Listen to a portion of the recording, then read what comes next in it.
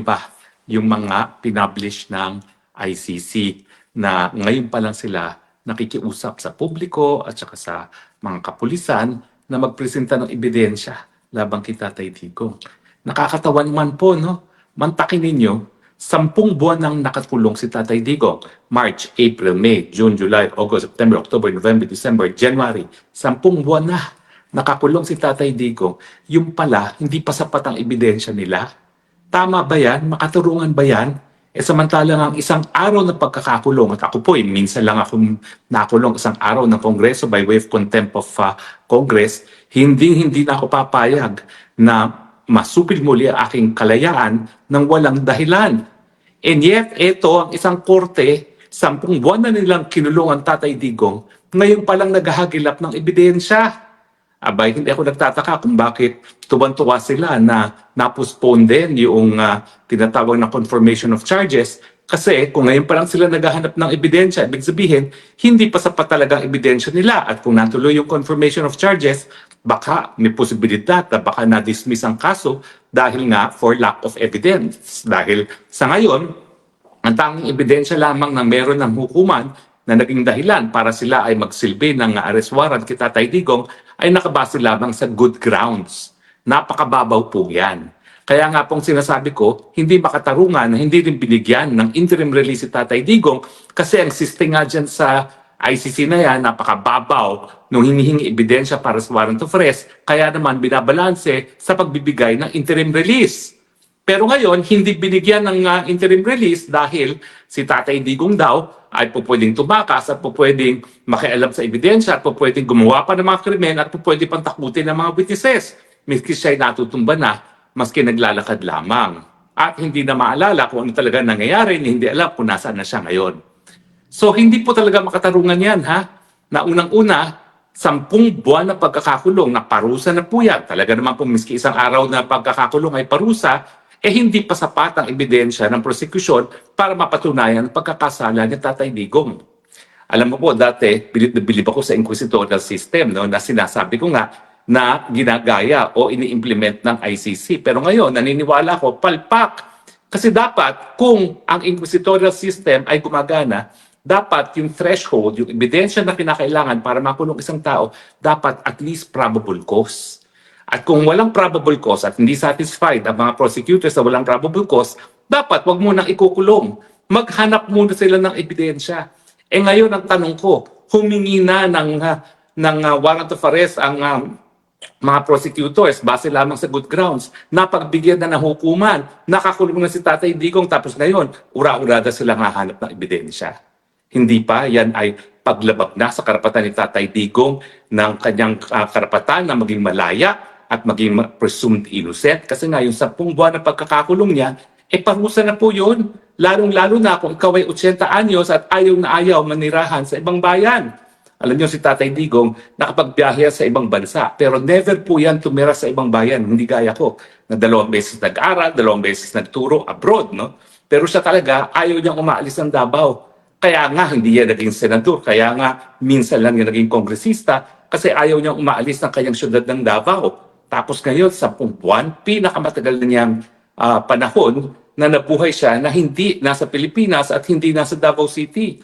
Kasi naman, maski nung presidente si Tatay Digong, pagdating ng Friday, uuwi na yan ng Davao. Ibig sabihin, hindi niya kukumpletuhin ng 1 linggo sa Maynila na hindi umuwi sa Davao. Hindi siya mapakali pag hindi siya umuwi sa kanyang tahanan sa Davao. Tahanan na ang aking description ay bahay Kalapati. Dahil hindi talaga ako mapaniwala sa liit ng bahay na tinitira ni Tatay Digong hanggang doon sa panahon na siya ay kinidnap na papunta ng Dahig. Alam nyo, ulitin ko yung kwento, ha? Merong isang bilyonaryo, isang tycoon nang nakita ang bahay sa Davao, maiyak-iyak. At ang sabi, bumili kayo ng kahit anong bahay para kay Presidente at ako magbabayad. Tinanggihan niya ni Tatay Digong.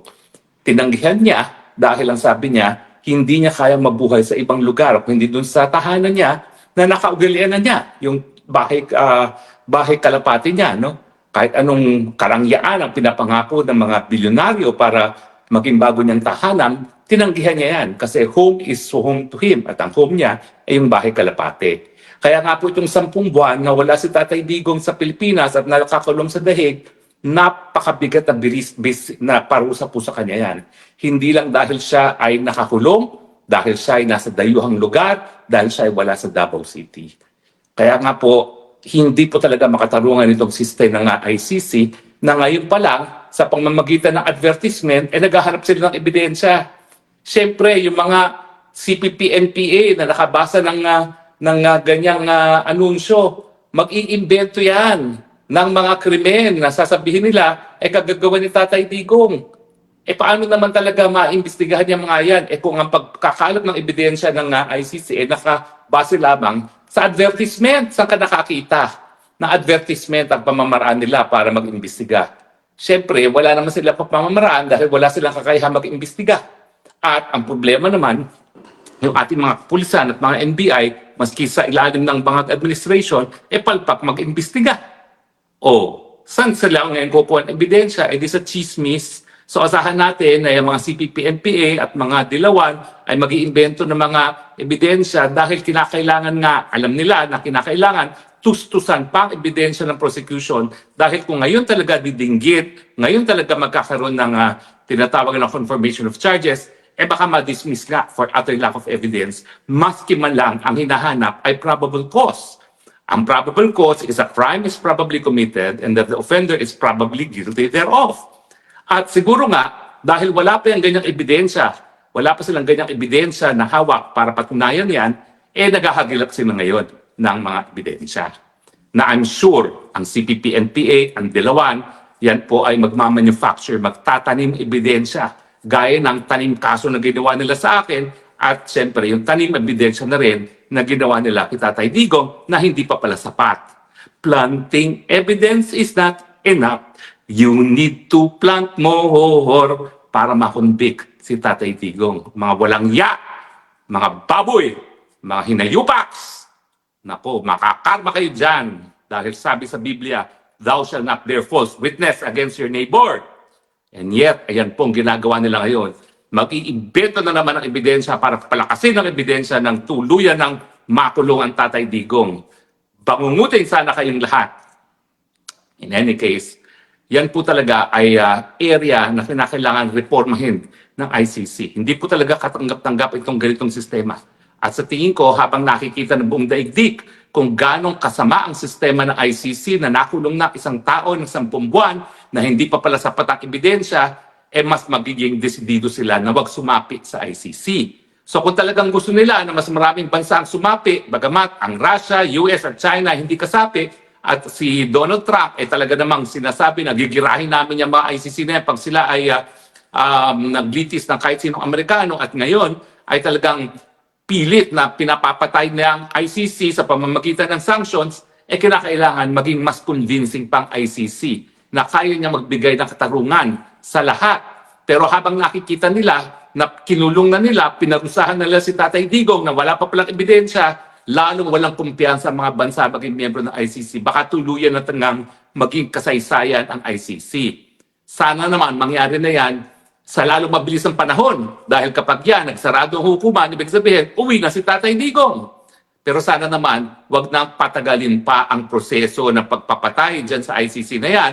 At kung pwede, ang ICC na rin magdesisyon, itigil na nila. Kasi wala nang suporta sa kanila sa Europa, ang Hungary, umalis na. Ang buong African Union, nagtatrete na alis na sila. Ang Venezuela, umalis na rin sa ICC. At sunod-sunod na yan. Yung mga ibang mga Latin countries na kaalyado ng Venezuela, lahat sila sunod-sunod rin na alis dyan. Dyan sa ICC na yan. So wag na natin patagalin ang proseso. Umami na kayo na dahil sa mga kagagawa ng prosecutor ng mga west ng ICC, nawala ng kumpiyansa ang buong daigdig sa kakayahan ng ICC magbigay ng katarungan. Unang-una, dahil ang ICC, para lang kayo ay makasweldo, ay nagpupumilit na magkaroon ng jurisdiction, samantala ang mga bansa ay hindi na nga pumapayag na magkaroon ng jurisdiction ng ICC. Sa kaso ni Tatay Digong, dahil umalis na tayo, at kung sila ay talagang seryoso sa paglilitis, binigyan lang sila ng room statute ng 1 taon para simulan ng preliminary investigation. Pero hindi. Ang preliminary investigation, sinimulan nila sa 2nd taon. Sa kaso ni Putin, hindi naman talaga kahit kailan naging miyembro ang ICC, and yet, pupumilit sila na magkaroon ng jurisdiction labang kay Putin. Ganyan din ang kanilang ginawa sa Israel. Hindi naman kasapi Israel sa ICC, nagpupumilit sila na magkaroon ng jurisdiction sa pangyayari sa Gaza. Hindi ko sinasabi na walang krimen na nangyayari sa Gaza. Ang sinasabi ko lang, hindi dapat ICC ang maglilitis niyan dahil wala ng jurisdiction ng ICC. Di ba? Dahil ang occupied territory naman, yung Palestinian territory, hindi naman kasapi sa ICC, so paano sila magkakaroon ng jurisdiction? Samantalang hindi naman partido rin ang Israel.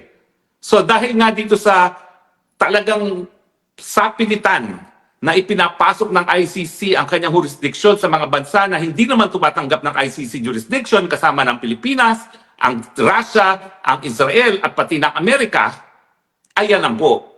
Talagang yan ang simula ng katapusan ng ICC. At ang aking pakiusap, sana pabilisin na nang sa ganon, lalo nang makabalik sa Pilipinas itong si Tatay Digong. Pero siyempre, ang mga bangag dyan sa ating bayan, nako, nagdadasal, sana wag muna mabuwag ang ICC, sana wag muna makabalik si Tatay Digong sa Pilipinas dahil alam nila, pag bumalik si Tatay Digong sa Pilipinas, tapos na ang boxing, goodbye bangag. Alam nyo, nalulungkot talaga ako na nawala si Tatay Digong. Kasi let's face it, si Tatay Digong, siya ang master of politics.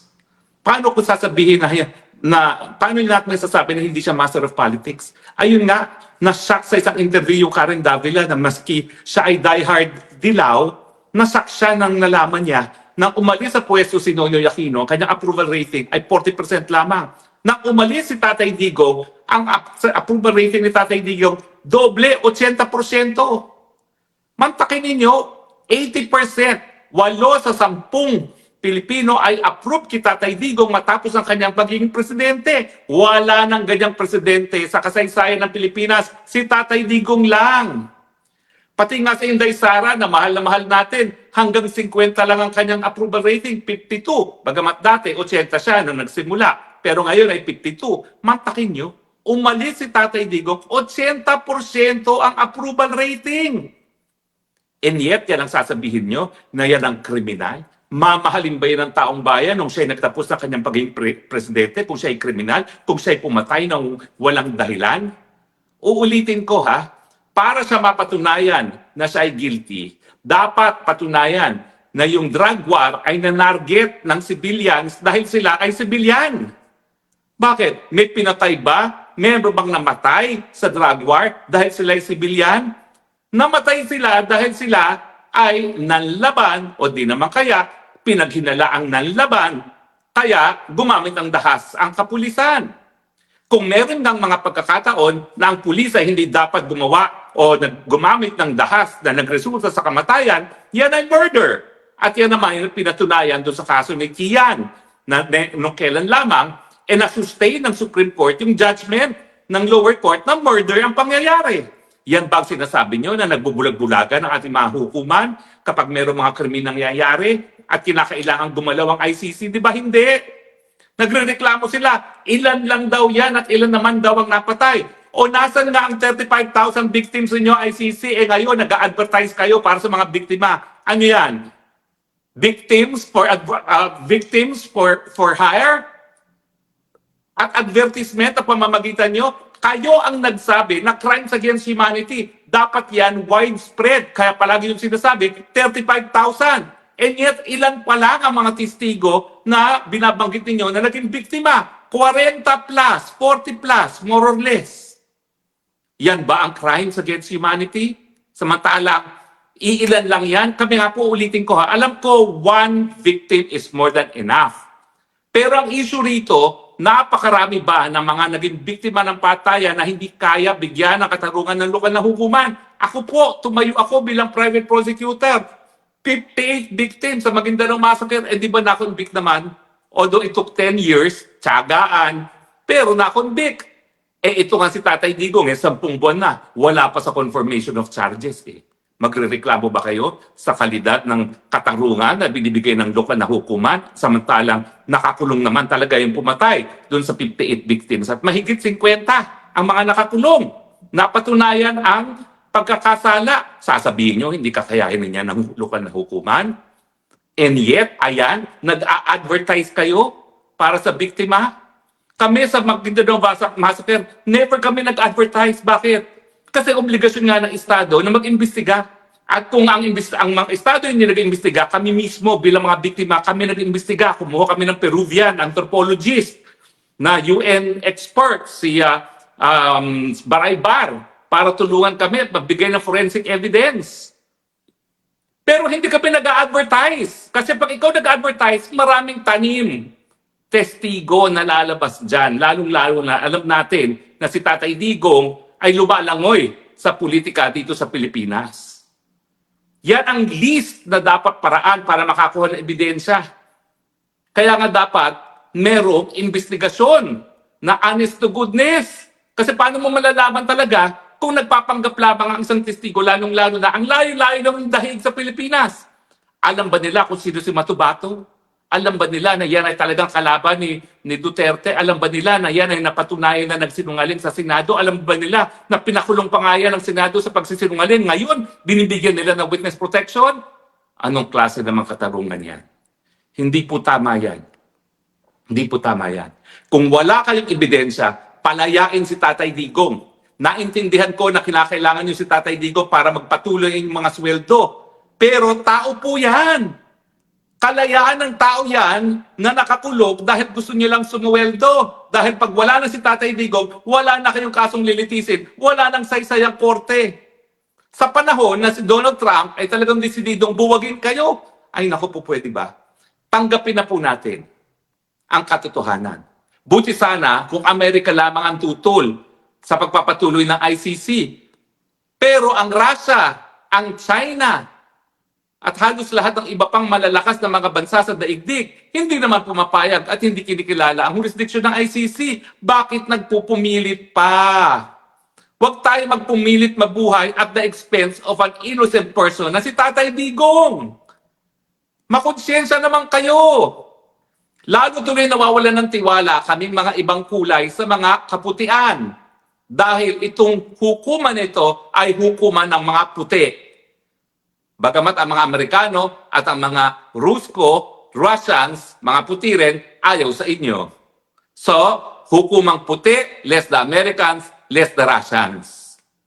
Hindi naman kasi puti at China. At saka, ang the rest of Southeast Asia. Dito sa Southeast Asia po, tanging Cambodia lang member dyan. Etos, Mario, tingnan mo naman ang Cambodia, no? O wag natin laitin ang Cambodia dahil nadaig na ng Cambodia ang Pilipinas sa larangan ng turismo at sa tingin ko sa larangan ng ekonomiya, hindi po malayo na maunahan na tayo ng Cambodia. Pero aking mensahe po, nakakahiya ang ICC na 10 buwan ng kinulong ang Tatay Digong, hindi pa palang sapat na ebidensya at ngayon, nag-a-advertise pa para sa ebidensya. Nakakawindang po yan. Hindi po yan gawain ng matinong institusyon. Dahil ang matinong institusyon, bago magpakulong, dapat sapat-sapat na ang ebidensya. Alam ko ang nakasulat, good grounds. Pero kung alam mo naman palang walang ibang ebidensya bukod sa good grounds, bakit ka magpapatuloy sa pag-aaresto at bakit ipagkakait mo pa ang interim release? Alam mo naman palang kulang ang ebidensya. Di ba? Ang prosecution, bakit tumutol sa interim release? Alam naman pala, hindi pa sapat ang ebidensya. Fair is fair. O sige, nakulong nyo panandalian, pero pawalan nyo habang hindi pa kompleto ang inyong ebidensya. Hindi po pwede na you have your cake and eat it too. Yung wala naman palang ebidensya, tapos patuloy nyo ikukulong si Tatay Digong. Ito po ay napakalaking iskandalo. Lahat po ng tao na naniniwala sa katarungan ay talagang dapat maiskandalo. Dahil itong advertisement po para sa karagdagang ebidensya labang kay Tatay Digong ay pag-amin. Hindi sapat ang hawak na ebidensya and yet ikunulong nila si Tatay Digong. Hindi po yan makatarungan at ako bilang isa na talagang nanindigan para sumuporta ang ibang mga bansa sa ICC na nanawagan ngayon. Lahat ng mga bansa, nagkamali po ako. Dahil itong bansang ito, itong ICC nito, interested lang para magpatuloy mga sweldo ng lahat ng mga empleyado nito, kasama na yung mga defense councils. Pero hindi po sila interested sa katarungan. Dahil kung sila ay talagang nagbibigay halaga sa katarungan, hindi sila magkukulong ng tao na hindi pala sapat ang kanilang ebidensya. titigil na po ako dahil naka-high blood na naman ako. Ako po ay magre-robustatin na naman para bumaba ang aking high blood pressure. Pero hindi po katanggap-tanggap talaga itong pangyayari. Bakit naman po isang 80 anyos, pinakamahal ng Pilipinas sa kasaysayan ng Pilipinas, 80% approval rating ng siya'y umalis, nakakulong, hindi pala sapat ang inyong ebidensya. This is an unforgivable travesty of justice. Maraming salamat po. Sana po madinig ang ating panawagan para sa katarungan kay Tatay Digong. Bring him home. Ito po ang inyong spokesman nagsasabing, I love you, Philippines. You're the only country that I have. You're the only country that I will love. God bless you, Tatay Digong. We love you.